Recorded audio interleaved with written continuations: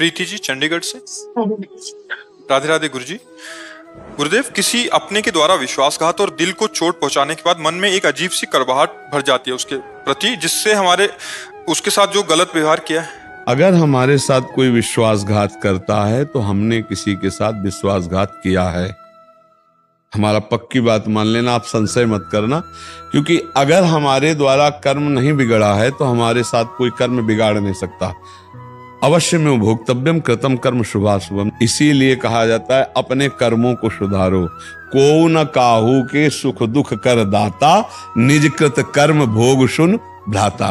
कोई किसी को सुख दुख देने वाला नहीं, अपने कर्मों का भोग जीव को भोगना पड़ता है। तो हमारे साथ विश्वासघात आज हो रहा है और हम कल को भूल चुके हैं, लेकिन कल हमने उसके साथ विश्वासघात किया था, तभी वो हमारे साथ विश्वासघात कर रहा। पक्का समझो, यहाँ हिसाब किताब बराबर करने के लिए आए हो तो कर लो, नाम जप करते हुए मुक्त हो जाओ। अब अगर उसकी निंदा करो, अब आप उसके आगे कार्यक्रम करो तो नया संस्कार बनेगा, वो आपको भोगना पड़ेगा। बिना हमारा कर्म बिगड़े कोई हमको दंड नहीं दे सकता, खुली आम बात है।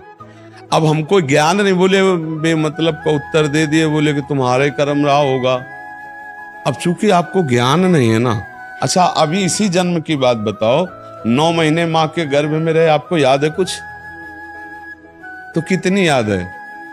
पूर्व जन्म की बात छोड़ो, हम इसी जन्म की कह रहे हैं। 9 महीना अपने माँ के गर्भ में हम सब रहे हैं, कुछ याद नहीं है कि क्या हालचाल थे आपके? माँ के गर्भ में कितना भयंकर कष्ट था, आपको पता है? मलमूत्र के बीच में कीड़े की तरह हम थे भाई। मलाशय मूत्राशय है उदर में, वहीं तो खोपड़ी के बल्ले से हमारा सृजन हुआ है। हमें याद है, बोला एको सेकंड का अनुभव करके बताओ माँ के गर्भ में क्या, तो फिर पीछे के कर्म का कैसे याद होगा तुम्हें? जब इसी जन्म का याद नहीं, तो मानना पड़ेगा बिना कर्म के हमें कोई सुख दुख नहीं दे सकता। अगर जैसे मान लो कोई पुत्र आया, ऐसा पवित्र आचरण करता है, ऐसे कार्य करता है, माता पिता देख देख के सुखी होते नहीं होते। और एक ऐसा आता है कि जन्म से ही कष्ट देना शुरू कर देता है, पैसा बर्बाद करना शुरू कर, पूरा जीवन नरक कर देता है। क्या हुआ? एक कर्म को भुगताने के लिए आया, पाप कर्म को, तो दुख ही दुख देता चला गया। एक आया पुण्य कर्म को भुगताने के लिए, कि उसके आचरण देख देख कर, उसका व्यवहार देख देख कर माता पिता का हृदय शीतल होता है। क्योंकि तुमने थोड़ी पुत्र की रचना की है, कि सब कोई चाहता है हमारा पुत्र हमें सुख देने वाला बने, तुम्हारे कर्म ने रचना की। अब कोई ऐसे आते हैं कि जन्म से ही बीमारी शुरू हो गई, पैदा होते ही लाखों करोड़ों रुपए खर्चा हुए और फिर इसके बाद पधार गए, रुपया भी बर्बाद हो गया और चले गए। वो अपना कर्जा लेने आए थे। एक आया कि बचपन से कमाना शुरू किया और माता पिता को खूब सुख प्रदान किया, वो आया है हिसाब देने के लिए, वो हिसाब दे रहा है। हमारी बात मान लो, अध्यात्म के विषय की बात कह रहे, यहाँ कोई किसी को सुख दुख नहीं देता, अपने कर्मों को हम भोगने के लिए आए। अब क्या करें? अपने कर्मों को भोग लें, नाम जप करके अगली फसल अच्छी कर ले। दूसरे को सुख पहुंचाए, हमने बेईमानी की है, उसी का फल भोगना पड़ता है। बोले हमारे साथ उसने विश्वासघात किया, तो हमने पक्का विश्वासघात किसी के साथ किया नहीं, हमारे साथ कोई विश्वासघात नहीं कर सकता। क्यों? किसका प्रश्न था? महाराज जी, उसके बाद ये पूछ रहे हैं कि जिसने हमारे साथ गलत किया होता है, फिर जब उसके साथ गलत होता है तो फिर हमें बड़ा अच्छा लगता है कि भगवान ने सही किया। नहीं, मेरे साथ नहीं, उसका कर्म है, तुम्हारे से थोड़ी हो गया।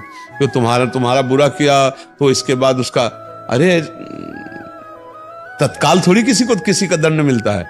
आप देखो कितने ऐसे आतंक फैलाने वाले लोग, दुष्ट स्वभाव के लोग बड़े बड़े अपराध करते हैं और तुमको आनंद में दिखाई देते हैं, बड़े सुखी दिखाई देते हैं। वो तत्काल थोड़ी, एक किसान फसल बोता है तो 4-5 महीना लगता है भैया। एक आदमी कत्ल करता है तो उसको 2-4-6 महीने लगते हैं न्यायाधीश को सजा देने के लिए। तो ये सरकारी काम है। अब आपका कोई बेईमानी की और तत्काल उसका एक्सीडेंट हो गया, हाथ पैर टूट गया, तो आप समझते हो कि आपका करने नहीं, उसका वो कर्म संयोग चल रहा है।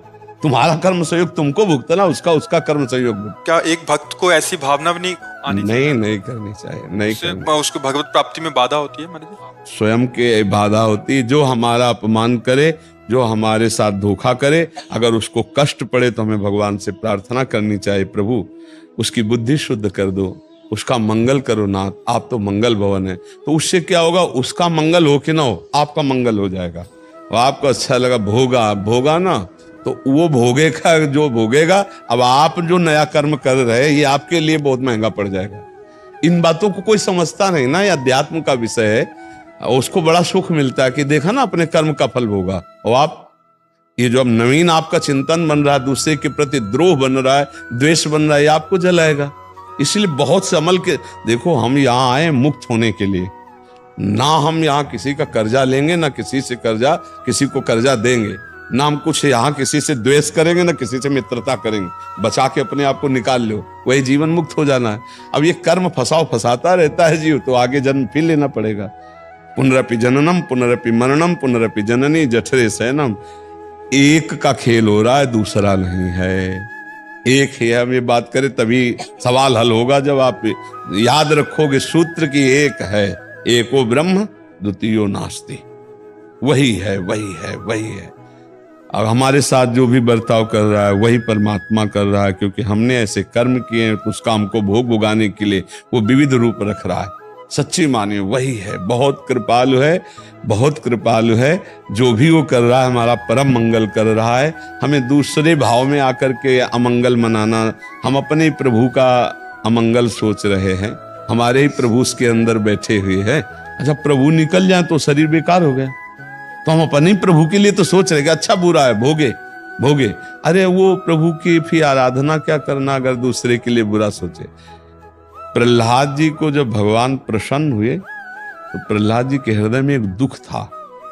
उनका प्रभु कैसा भी हो है तो मेरा पिता, और आपसे द्रोह किया और आपने उससे मारा, प्रभु क्या उसकी सदगति हो जाएगी उसने आपको ने? तो उनका बेटा, तुम्हारे जैसा पुत्र जिसके हुआ है उसकी सदगति अगर 21 पीढ़ियां होती तो तर जाती, तो है तो 21 पीढ़ियां ही नहीं है, क्योंकि वो तो सृष्टि के नजदीक ही है, भगवत पार्षद स्वरूप है सृष्टि के। कहा तुम्हारे जैसा पुत्र लेकिन प्रहलाद जी के हृदय में था ना कि मेरे पिता का उद्धार होगा कि नहीं, कल्याण होगा कि नहीं, क्योंकि प्रभु से द्रोह कर, भक्त के हृदय में द्रोह करने वाले के प्रति भी कल्याण भाव रहता है। और कितना सताया था हिरण्यकश्यप ने प्रहलाद जी को, पर प्रहलाद जी जब भगवान मिले तो बात क्या की कि मेरे पिता का कल्याण होगा कि नहीं, क्योंकि वो आपसे द्रोह करता था। तो उनका जिसे आप जैसा पुत्र उसका कल्याण नहीं, तो भगवान ने आंतों की माला डाल रखी थी उसके हिरण्यकश्यप की। तो ऐसे मान लो प्रश्नवाचक दृष्टि से देखा कि तो उनका इन आंतों में अन्न पचा वीर्य बना, और तेरे जैसा माँ भागवत इसलिए मैं माला पहने हूं हाथों की। बड़ा भयंकर रूप नरसिंह भगवान का था, फाड़ के हाथों की माला डाल। भगवान उन आंतों का आदर कर रहे हैं गले में डाले हुए कि इससे भक्त पैदा हुआ था, अन्न पचा था, वीर्य बना था इन्हीं हाथों से, तो ये भक्त पैदा हुआ था। वो आंतें परम पवित्र हैं। तो आप समझो भक्त का क्या स्वभाव होता है कि अपना अहित और अमंगल करने वाले का भी कल्याण होगा कि नहीं होगा, ये भगवान से पूछे। मतलब भाव यही था कि इनका कल्याण हो जाना चाहिए।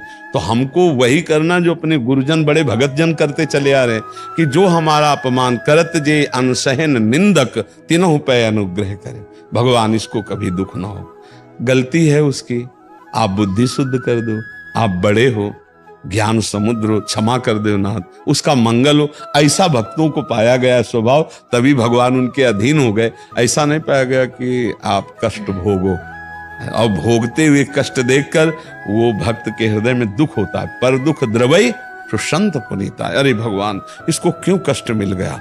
ऐसा हम किसी के भी कष्ट को देखकर हर्षित ना हो, ये हमारी साधुता या भक्ति नहीं है। दूसरे के दुख में दुखी होकर तत्काल हमें उपाय सोचना, क्या कर सकता हूं कि इसके दुख को मिटा दूं। अब मेरे पास तो कोई सामर्थ्य नहीं, हे भगवान इनके दुख का शमन करो, ऐसा व्यवहार रखना चाहिए।